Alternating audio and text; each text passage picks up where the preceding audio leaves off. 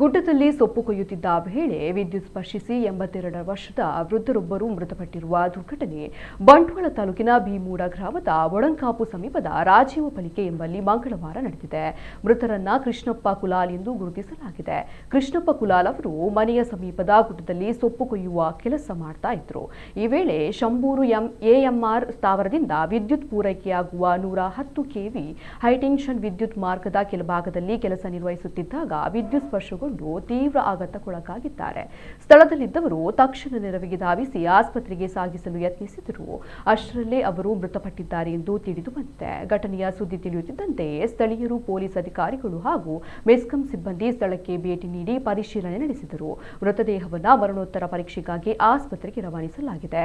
ಘಟನೆಗೆ ನಿಖರ ಕಾರಣವೇನು ಹಾಗೂ 110 ಕೆವಿ ಹೈಟೆನ್ಷನ್ ವಿದ್ಯುತ್ ಮಾರ್ಗದ ಕೆಳಭಾಗದಲ್ಲಿ ವಿದ್ಯುತ್ ಸ್ಪರ್ಶ ಹೇಗೆ ಸಂಭವಿಸಿದೆ ಎಂಬುದರ ಕುರಿತು ಪೊಲೀಸರು ಪ್ರಕರಣ ದಾಖಲಿಸಿಕೊಂಡು ತನಿಖೆ ಮುಂದುವರೆಸಿದ್ದಾರೆ.